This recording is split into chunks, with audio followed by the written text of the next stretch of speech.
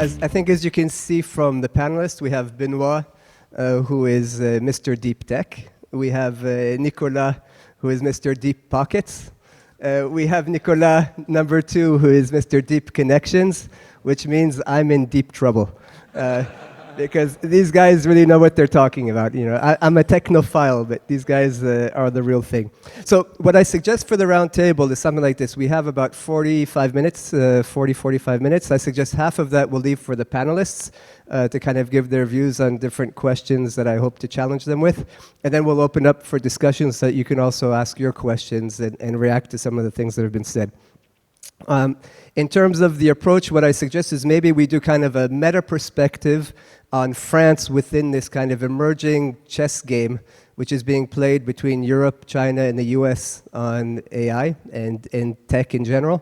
Maybe space tech is the next frontier, but think about a little bit of that. What is France's role in this bigger picture? And within that, I'd like to cite a third Nicolas. We already have 2 here, but a third Nicolas Collin of the family, who recently wrote an article just last week, I believe, in which he kind of said policy that supports deep tech only really makes sense if it benefits national champions. And as we heard from Nicolas, we have very few unicorns in Europe in general, and even less in France. And so, you know, my first question to you guys is twofold. One, how do you define French tech? And where do you see us on this chess game? But also, if we don't have the national champions, are we basically just financing IP and digital assets for Facebook, Google, Apple, Amazon, who are going to buy out our many PMEs, SMEs quite quickly? So basically, our investment is going to basically benefit the big guys who will just get bigger. So maybe Benoît, you can start. Maybe what's your view of what is French tech, and how do you see us in the bigger picture? Thanks. Yeah, that works. Now it's working. Deep tech. How many of you think they know what French tech is? Can you raise your hand? Great. Okay. So that my job is easy then, because I have no contradiction.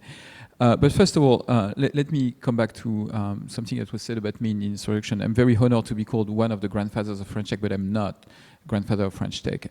French tech started as an initiative led by a combination of people, including the then Minister of Digital Economy.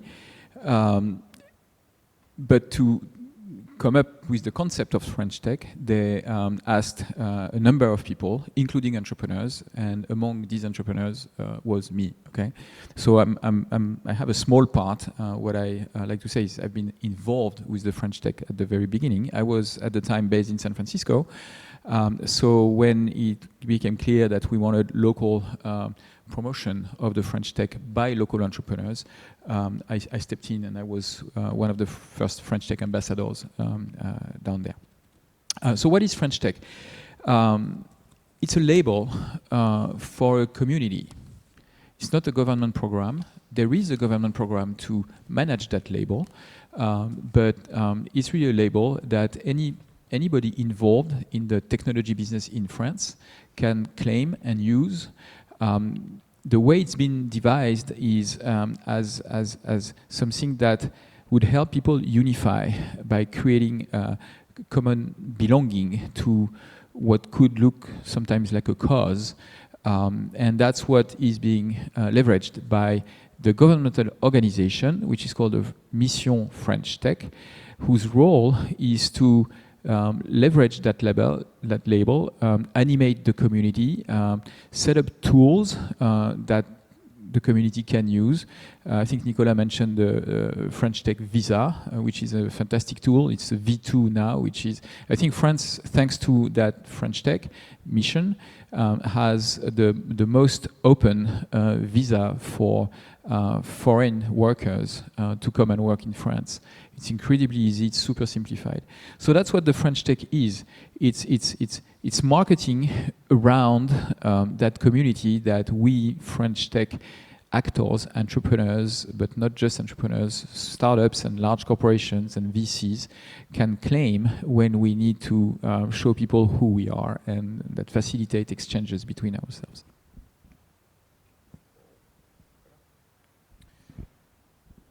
Yeah, hi, good evening. I'm very happy to be here. Obviously, being from the first cohort of the MBA, I seem a little old. In fact, in those days, remember, there was no internet. This was pre-internet days. We had, let's see, we had email. If anybody remembers those days, AOL, CompuServe were the precursors of the net. Eventually ended up dying because of walled garden issues. When I was at the University of Michigan in Ann Arbor, mid-'80s, doing my computer science studies, to send an email into Europe was actually a challenge. You had to literally give the address of the computers that the mail had to go through. So imagine it wasn't quite as easy as today. You actually had to do some work to figure out how your mail was eventually going to get across the Atlantic. I remember there were some military servers, there was IBM, and then they had to hit into some other, I think, IBM server in Europe. Anyway, funny times, some progress since. So I have I guess the advantage because of that to have a pretty long-term outlook on this issue. And there's no doubt that this world has changed in a big way since I was in the program. When I was in the program, I think the big issue that we were living through was globalization. Japan was a very powerful nation at the time from an economic standpoint. There was this book, The Japan That Can Say No, was becoming a hot issue. Being a student at Michigan, people were literally breaking Toyota cars with hammers in front of public people applauding. So, you know, those were other times, other days, where the car industry was obviously undergoing globalization itself. What we've lived through is the massive phenomena of globalization, plus the massive phenomena of technologization, plus the massive phenomena of finance and financiarization of the economy. And all these three things put together are where we are today. And this trend, I believe, is unstoppable. And you can imagine the ride ever since the late 80s, early 90s. Now, how does the French Tech fit into that? Well, French Tech is circa 2014, as Nicolas said. Benoît was present then. We've known each other for many years.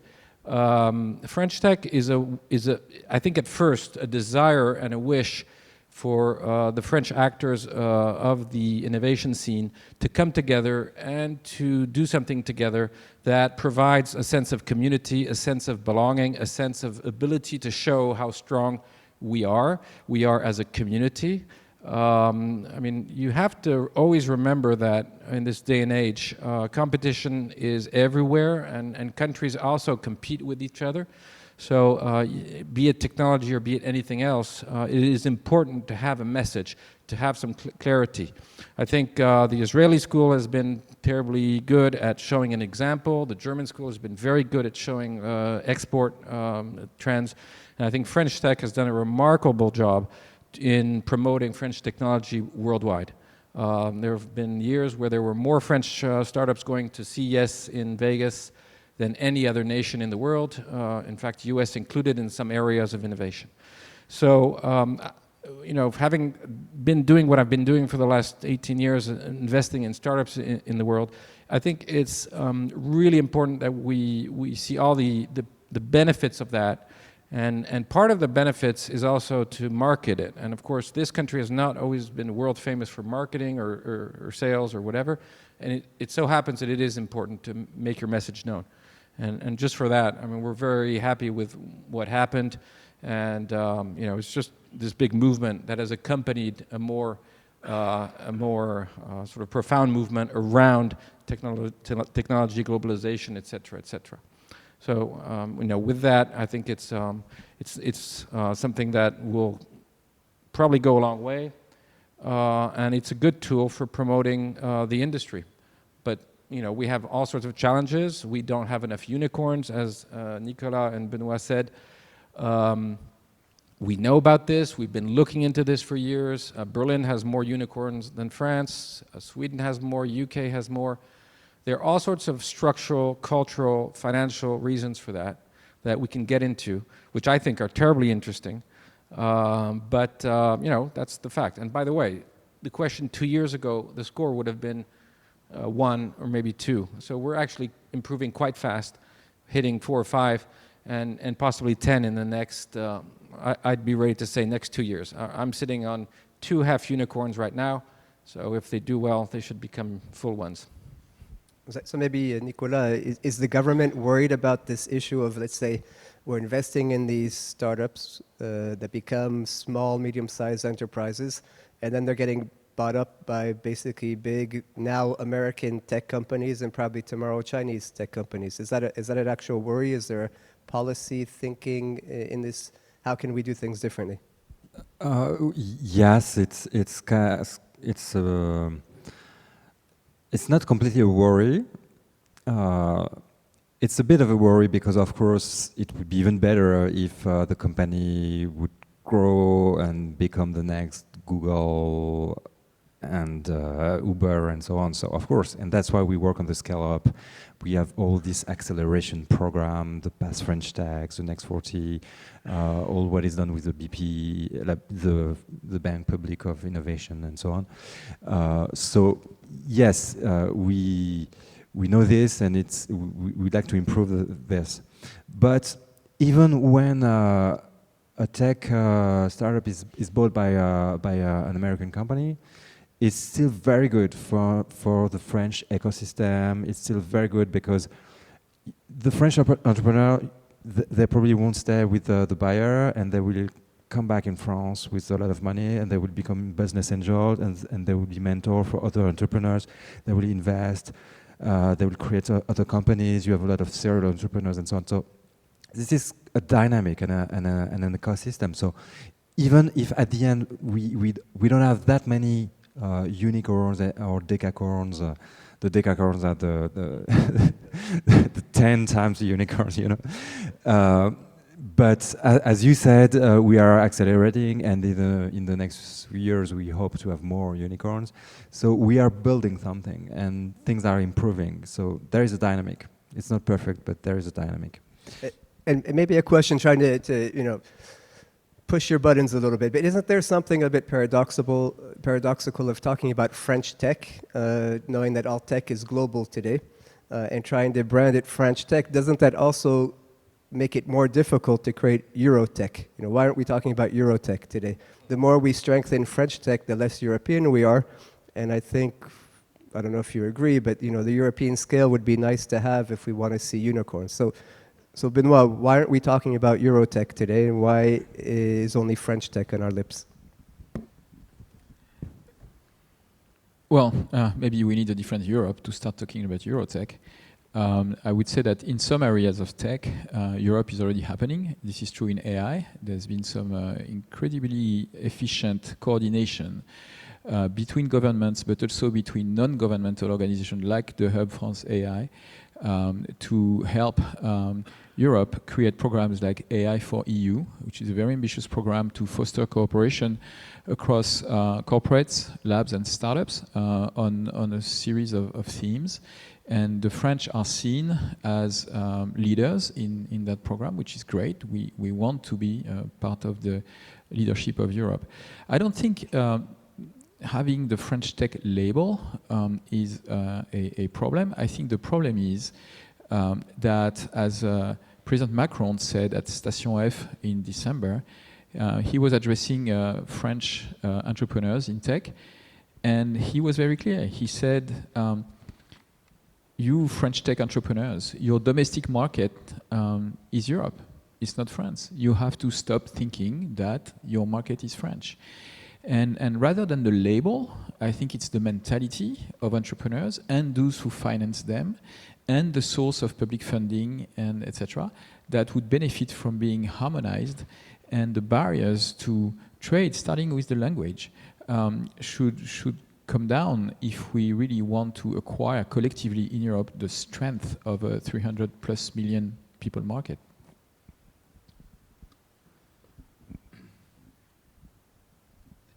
So maybe I'll take a quick try at the prior question about these acquisitions by U.S. firms. I mean, obviously, we VCs we're sort of conflicted on that question, because what we're looking for is the highest bidder, the highest price. We are not necessarily looking for building national or regional champions. They happen to be a consequence of very good entrepreneurship. I believe we've solved the money issue on European entrepreneurs, and I think Nicolas alluded to that earlier. That is solved. There is money. There is a lot of money out there. There's never been a better moment to create a startup in Europe ever in the history of the economy in this continent. The acquisition market is not right. It is still too shy in Europe. This is something we complain about. It is solved, but not fast enough. So that's enough on me being angry about acquisitions. But anyway, it's a big topic. About French tech or Eurotech, I think that's a good topic. I think in deep tech, when you have a great innovation in one lab in one European country, there's a good chance that there are other very good innovations in the same area across the continent. And what do you do about that? Well, I guess if you're going to have public money going and subsidizing each and every of these subjects, in a way, you are creating some form of national competition when there could be, in theory, some form of harmonization so that people try to focus energies on certain areas. This has not emerged so far. It's not easy to coordinate because I guess it comes up in deciding winners and losers early in the game, which nobody really wants to do. That's a little tricky politically. But, you know, people look at the Airbus success, an amazing success, to show that getting together, pulling yourself together actually has great economic effects and can have a wonderful economic impact. It's just difficult to make it happen at the early stages of startups. And I think right now we are seeing much more ambition levels from entrepreneurs than ever. There's a tricky point, Alon, about what you said, which was, you know, going to Europe as an entrepreneur, as your home market. I think that's right. It makes sense. 360 million people. But guess what? How many different languages? How many different currencies? And versus the US, which has one language, one currency. And I think that is the stumbling block that I don't see going away anytime soon. And that's something, if anybody has ideas on this, I think we should talk about it, because it's not an easy one. And by the way, when you ask our entrepreneurs, where do you want to go as a first country? In Germany, they say the US, because they're export driven, and they say, might as well, if it's going to be difficult, might as well just do it once in a big country. And if you ask the French, it is variable. You could say, you know, go to the UK, go to Germany, are usually the top two answers. But go to the US is more and more an option. We've seen kids graduating from schools directly setting up in the US as US incorporated companies. And, you know, that's something we had never seen before. So all of this is happening at the same time. Lots of movement, lots of volume, lots of activity, and some, in a way, some contradiction when it comes to these issues. Well, I mean, if I bounce off of that, like, but how do you stop the brain drain? Not just a brain drain, it's actually, as you said, you know, most French companies today, usually they're investors, by the way, encourage them anytime they have the potential to be global or to scale up. They say, okay, go do your scale up in the US, but become a US company. And so now we turned a French tech, small company, into a global US company. How do we discourage that or find a way to have them do that here? I think you know, this label of a French company or U.S. company is not the key issue in terms of where are you legally incorporated. In a way, one could argue that it doesn't make sense. What makes sense is, and I'm more and more convinced by this, is talent. And I believe we're living a talent war out there. There's a war going out, the best talent. I think some countries have figured out how to attract talent to them. I think that is the key issue today and going forward. I don't think that the nationality of your legal incorporation is the big one. And I think talent, retaining talent, attracting talent is the biggest issue by far. Europe has tons of talent around, and it's a matter of how to train it, how to retain it, how to attract it. And if I can throw in some controversy here, when the big guys open the AI offices in Paris, they're taking away talent from the startup pool and drawing them to the large company pool. If I may add something, my years in the San Francisco Bay Area, being very involved in running my companies, but also in the ecosystem, showed me something that was not well understood in France back then, which is a French educated entrepreneur creating a company abroad creates a lot of value for France through multiple ways. To the extent that, and I could mention multiple examples, to the extent that I was able to convince the whole string of French government officials, administration, etc., in the French Tech Acceleration Fund to invest in a French-founded startup accelerator in Silicon Valley, right? Because they understood that even doing that, because the founders were French, the French DNA would come, and things would move back. And in practice, more than half of the people who went into the acceleration program learned a lot because the business culture in the US is essential if you want to drive a high growth company. It's really a good asset to acquire, understanding how it works. But then more than half of them moved back to develop their companies from France. And so I agree with Nicolas. It's not so much of an issue because you can't un-French someone. All right.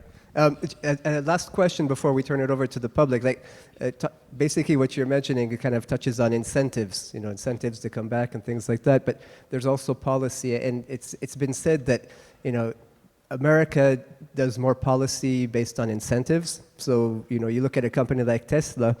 Just this year, they got $2 billion worth of carbon credits from other automobile companies in the US because of that scheme. And they've probably gotten $500 million for the solar energy based on that scheme. So you have a real subsidy, but incentivized based on activity and performance. Here in China, usually what they talk about is the policy and legislation follows the startups. So they let the startups run, they let innovation, and they kind of channel that innovation. In Europe, it's been said, and in France more particularly, we kind of legislate around the status quo, which makes the innovation a little bit more complicated. Even though we've made a lot of progress in the startup area, is that something also that you've been discussing with your minister or former minister and at the Macron level? How can we change the nature of the policy? Should we change the nature of the policy, and should we move to incentives rather than sandboxing or whatever else maybe? Yes, we moved to sandboxing, of course, to help startups to do some kind of growth hacking in asking for exceptions and being able not to respect the legislation at a specific point in order to try to create an innovation and so on. So, of course, this is possible, and this is what the government tries to extend. There is also a lot of effort on simplification. But I'd like to you talk about US and China, and I think it's very interesting because I think in Europe and especially in France we have a different view about regulation, and it's for instance, if you take AI, it's very interesting because you said China they regulate after the startup, and the US they don't regulate so much. But what you happen to see is that in the US there is a culture of self-regulation. You can see this on the social networks, and Facebook does what he wants in the US. There start to be some questions about dismantling Facebook, but it's quite after Trump was elected and so on. In China, you say regulation comes after, but it's completely over-regulated in the sense that in China, it's all centralized by one party, which is the Communist Party, and they own the company and they own all the people there. And now in China, you will have a social credit based on what you did before, a social score. And everybody in China, 1 billion people, they will have a score based on your past actions. And if you behaved bad, you won't be able to have a land from the bank and so on. If you don't walk on the right way to cross the road, your face will appear on the screen, and your score will be lowered. So this is quite like a Black Mirror thing. And and in France, we try to regulate a bit, not self-regulation like in the US, because you see sometimes companies become too powerful and they don't think for the good enough. And we don't want to regulate like in the China, because it's kind of a totalitarian country, but we try to regulate for good. And that's what we try to do, for instance, with AI, with the plan. Our plan is called AI for Humanity.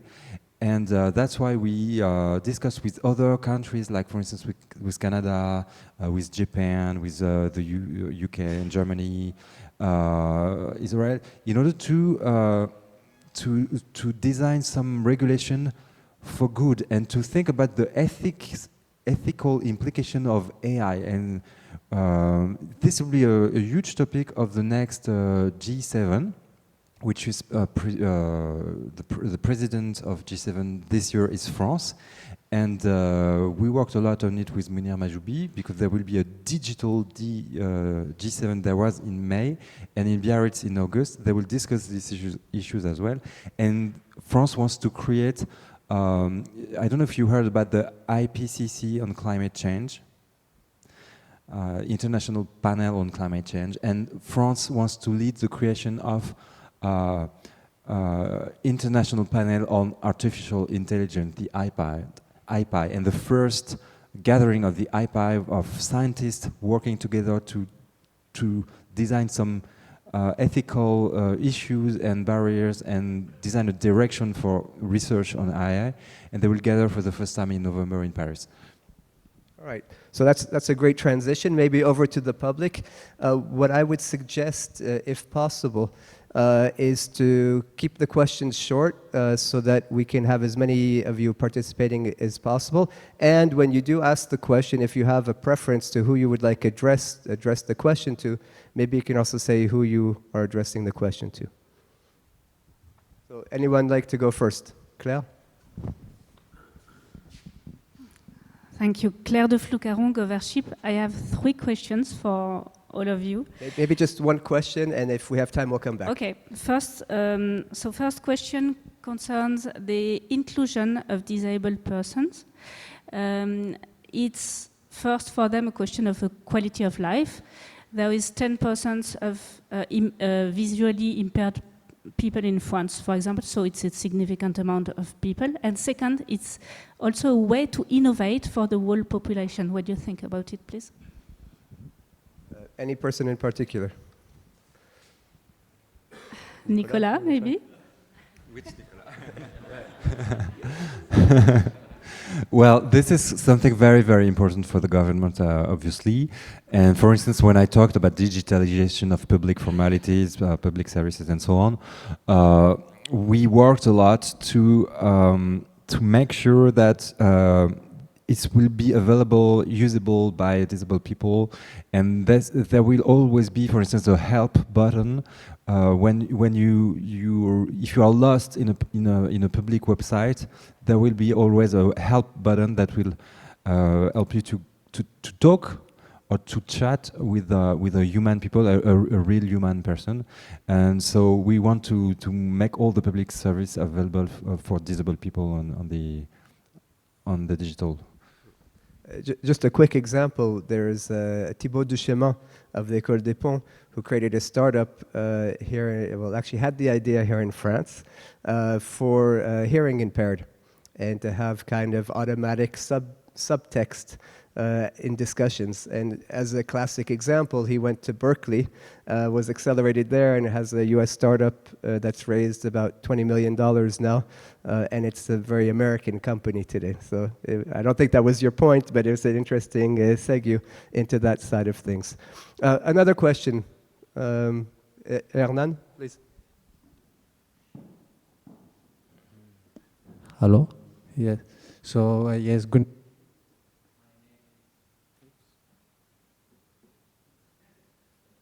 My name is Inigo Montoya.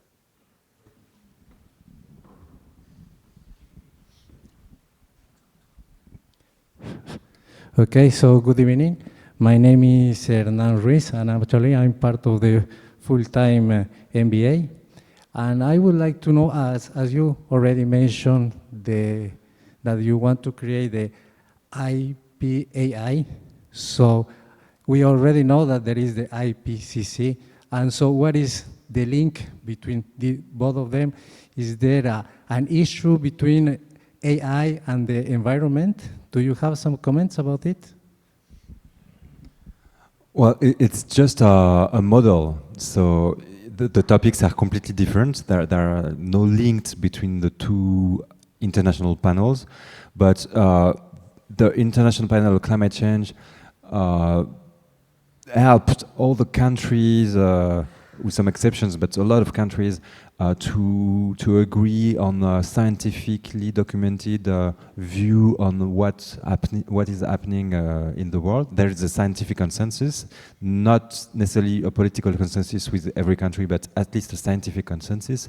And so this idea of scientific consensus of what are the main ethical issues on artificial intelligence, not linked to the environment, but how to build a scientific consensus on artificial intelligence, about I don't know, the autonomous cars, about discriminations by AI, because they are trained by human examples, but there are some human bias in recruiting people, for instance. So there was a huge scandal with AI from Amazon that were discriminating women or people of color and so on. So there are a lot of issues. I don't even talk about the autonomous arms, weapons, and so on.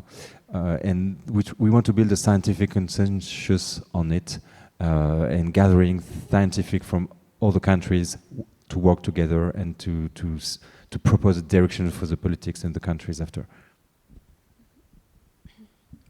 Another question, Alina? Yes. Good evening. My name is Alin. I'm also part of the full-time MBA. And actually, my question is related to an experience that I had this week, that I'm applying for some jobs and have a special interest for startups. And I have applied and I was going to have an interview, but just a few minutes before the interview, the lady sent me an email asking if I would feel comfortable to have an interview in French. What for me, for the moment, I'm not, because I came to France for the MBA, so I'm studying English. And I'm trying to learn French, I'm really willing to do it, but just that was a primary barrier on it. So at the same time, France wants to have a lot of startups, they want to go abroad, they want to grow, they want to scale up. And we have talents that are here that want to help them to do it. But just because I don't have enough French yet, I cannot. So I'm just curious to know what a French label, what a VC, and what the government could do to help also the startups to change a little bit the mindset. I want to try? It's a policy. Yeah, okay.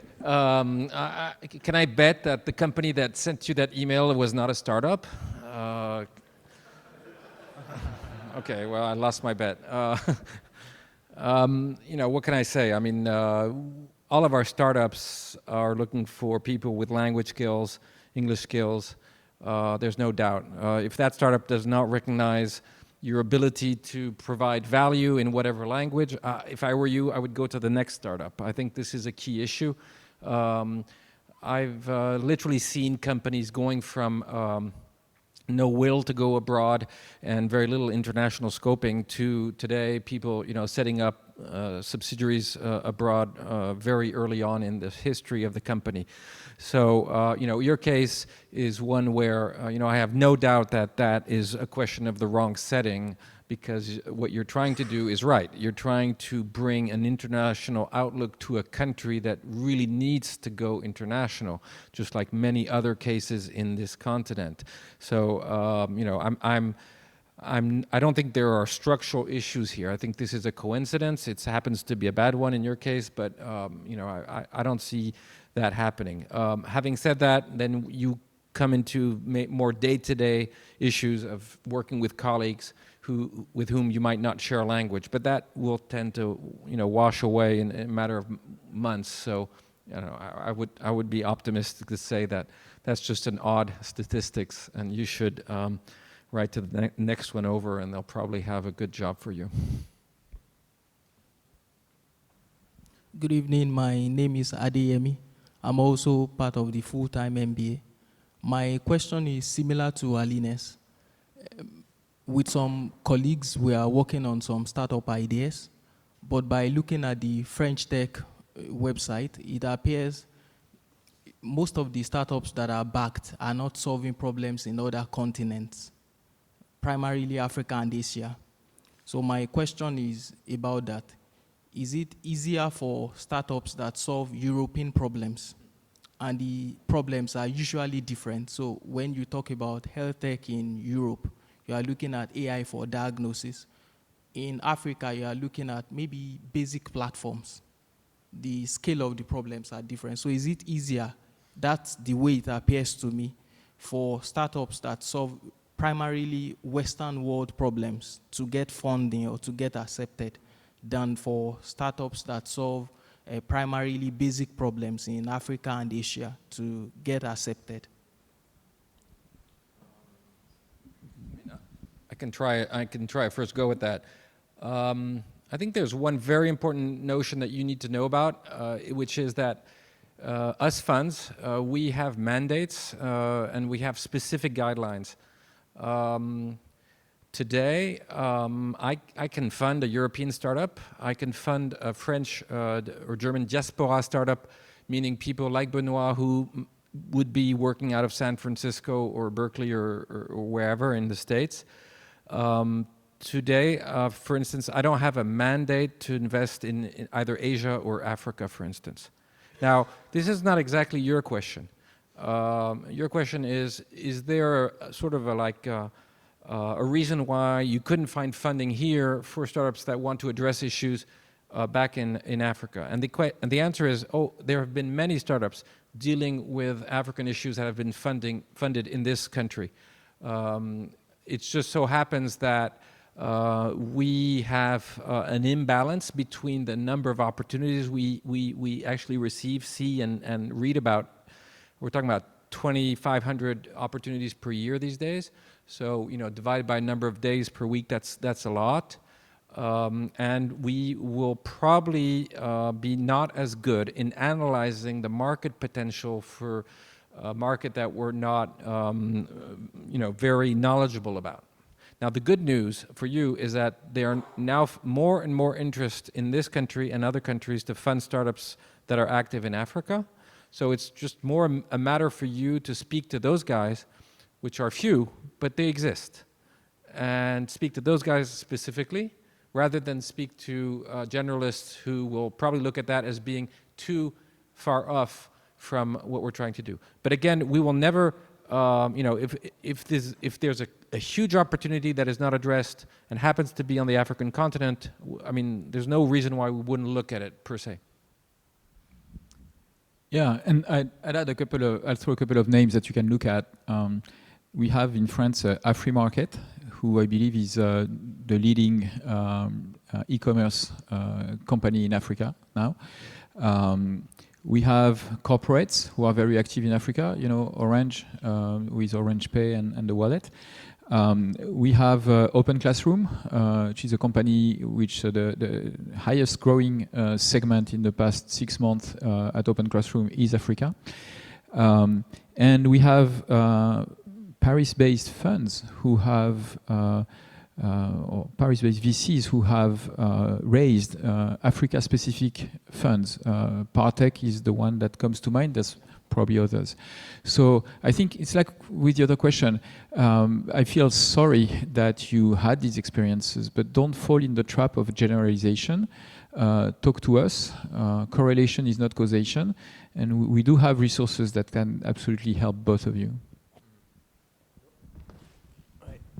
Maybe just another point that's interesting, and I'm sure maybe the other Nicolas can talk to you about this over drinks afterwards, but the BPI, the French investment bank, has really gone from a model of being hyper-local, i.e. French, and kind of a second phase, they were starting to help countries in Africa, Morocco for example, to set up an equivalent to the BPI there, to now actually setting up local branches. And so they're now investing or co-investing directly in countries around Africa. And I think for the same reason that Nicolas Rose mentioned, that they felt that you can't analyze from the distance and you have to have that local market knowledge in order to make a pertinent local investment. And trying to throw money at something that you can't really understand here, as you really well explained, that there's very different needs and markets, and so to have the pretension of understanding that from a distance is something that I think they were very intelligent about this approach. So kudos for that approach. Another question, and I think we'll be closing up. Yep. Catherine. Hello, my name is Catherine Boubet. I'm part of the Global Executive MBA cohort. I was part of the group who went to the Silicon Valley study trip last month. We've been told and we've been quite challenged about the fact of the legitimacy of what is French tech. And we've been told by French people over there that, hey guys, stop believe that once you go to the US and arrive at Silicon Valley, you are someone who's attended. Like, people are not expecting you. Which is quite a French thing that we do have. It's like once we decide, we believe that all the doors will open. In terms of legitimacy of the French tech, I was wondering, and that reflects to the comment of Alon regarding the Eurotech point of view. I'm a true believer in terms of challenge and how rich the talents are here in France, and from people coming around the world to join, for example, our MBA and so on. I'm just wondering what's the future like, what would be your, and how would you envision the future in the next 10, 15 years of the French tech? Benoît. Yeah, thanks for the question. I think what you describe is very common, but it has nothing to do with the French tech. It has to do with Frenchness.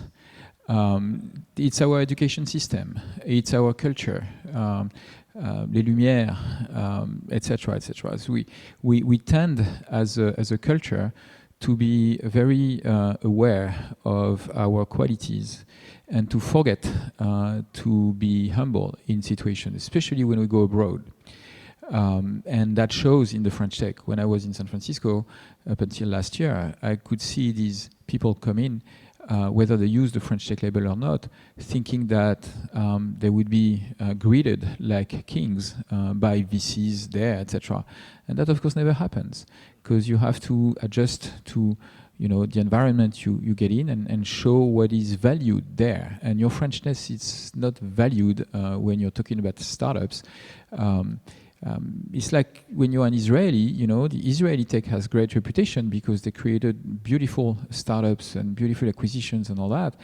But the single fact that you're Israeli is not going to open you more doors. What matters is your network, how you interact, what can you show, the originality of your and the soundness of your idea and execution so far, etc., etc. Like for everybody else. And for that, I would say that Silicon Valley doesn't have the bias of favoring anybody.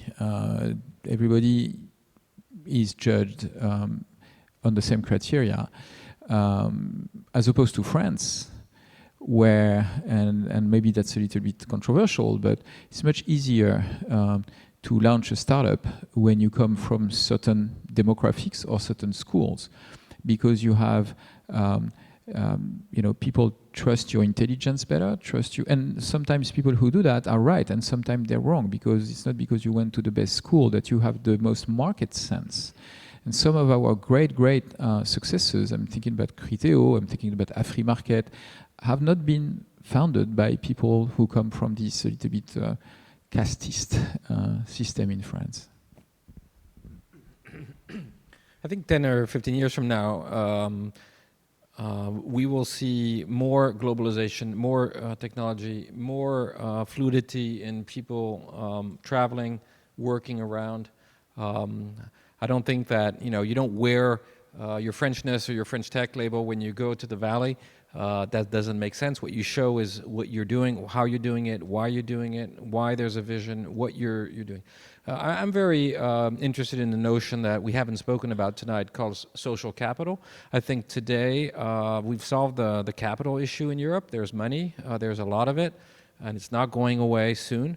I think we still have to solve the social capital issue. Social capital is a tricky thing. It's who you know, it's who you can know, it's how easy is it to connect to people. Americans are notoriously good at connecting just because that's the way they behave socially. And I think the French have not been in that mode for whatever reason, and I'm not going to get into that. But I think that will be something that will gradually probably go in the favor of more openness in general. We're seeing it ourselves by the fact that the new generation of entrepreneurs are literally coming out of schools. We didn't see this before, and that is exactly what we're also seeing in the US, which has been in the US forever, that people create companies right after school. So I think the trend is actually going absolutely in the right direction. And as I often say, there's no reason that there should be walls between, VCs, entrepreneurs of big companies or small companies, etc. There's a huge learning effect. There's a sharing effect. The web has been around, and the trend is really going in the right direction. And I'm very optimistic about that. But you still have to perform. And performance is, I think, the key issue in this game. It's not where you come from, is how can you perform. And that could be to your personality, it could be to your strengths, it could be to your skills, it could be luck, but that's what is going to be important. Maybe I'll loop the loop with a little bit of what Benoît said in terms of part of Frenchness and where I think the French tech sector is today, which I think is one of the weaknesses, is the lack of ambition. Benoît comes from Silicon Valley, and we were all together at the Silicon Valley, many of us, and you see the ambition is, I want to work on something that affects 1 billion people. I want to be a Deca unicorn. You have guys in the United States, like Mr. Snapchat, Ethan Spiegel, at like the age of 25, somebody put $4 billion on the table, and he said, no, thank you, we're worth more than that. I don't see any French person saying no to a $4 billion check. We're not there yet. But I saw the same thing in Israel over the last 20 years, where at first you could buy out a company for 10 million, and it became 100 million, then it was a billion, then it was 10, and most recently 15 billion. And you see that ambition rises as the success stories start to accumulate. And just like all three of the panelists today mentioned, there's, you sell, you come back, you become a business angel, you help other people do the same thing, and every time the scale takes up a notch. And I think within the 10-year time frame that you mentioned, I think the ambition of French tech will be much higher. We'll start to see the Deca unicorns, and even much more than that. I think we'll be adding zeros quite quickly. And that's something that I think is really encouraging. I think initially the French tech movement was about creating flowers, a lot of small companies and startups, and we counted the number of startups. Now we're counting unicorns. It's already a scale change of times 10, times 100. And I think that's going to be the trend over the next few years. And it might not even be 10 years. It might be 2024, whenever he comes to visit us for the Olympics, already be counting the unicorns in close to 100. So that would be my optimistic take on that. Thank you very much for listening so far.